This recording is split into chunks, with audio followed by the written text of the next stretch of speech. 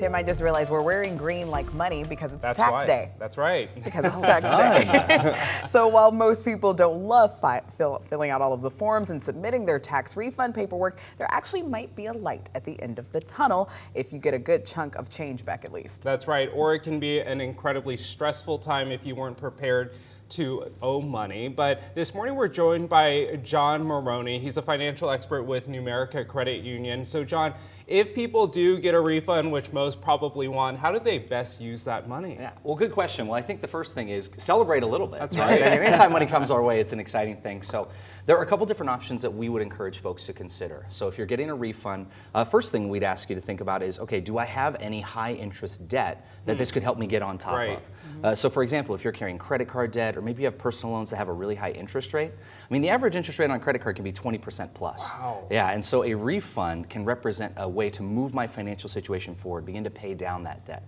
Because minimum payments on credit cards don't move the needle very much. And so again, if you have that money and you're able to put it towards that, that can be a big win for your finances. Another thing we encourage folks to consider is, could this refund money be kind of a layer of financial security for me? Could it provide an emergency fund, something that I can lean on? Maybe if my car breaks down or I have a small medical thing that comes up. A rainy day fund. Exactly, yeah. And again, we weren't experiencing rain this last weekend, but it will come again.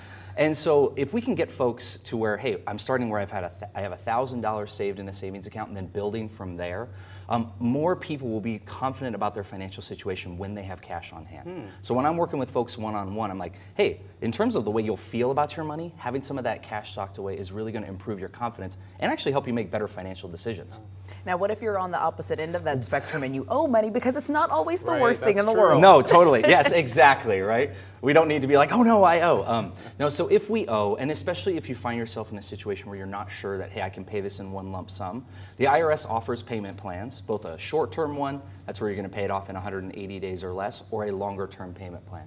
So don't feel as if, oh, okay, I have to pay this off all at once. So you have options. Also, resources like at your local financial institution, folks like myself can help you come up with a budget and spending plan to accommodate whatever that monthly payment's going to be. So you're not on your own. You don't have to tackle it by yourself. Okay, and then tell us about this. This program, people may have seen billboards or seen it at a resource fair, the Washington Families Tax Credit. The tax credit is great, but you need to know about it, right? So tell us more about this tax credit. Yeah, so the Working Families Tax Credit is unique to Washington State, and it's designed to offer additional resources to low and moderate income families. And so what I'm pointing out for folks is it is a separate application. So you want to go on the Washington Department of Revenue website to apply, because when you filed your taxes, it may or may not have been included as part of the process.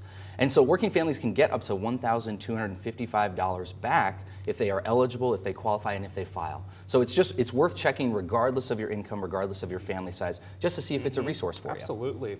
All right, Jon, thank you. You know, we also want to let you know about this. By the way, this year, victims of the wildfires from the Oregon Road and Gray fires now also qualify for some tax relief.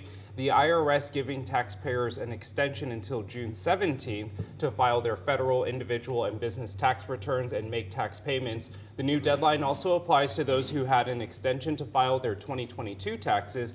However, the IRS says tax year 2022 tax payments are not actually eligible for this relief since they were originally due before the wildfires. So for a full look at who the wildfire relief applies to, you can go to our website, KREM.com. And then in our wake-up call question of the morning, with the tax deadline now just hours away, coming up in our next half hour of the show, Jon is going to be taking your questions here. So text your questions in to 509-448-2000, or you can use the hashtag #UpWithKrem on social media, and we will take your questions and see if Jon can answer them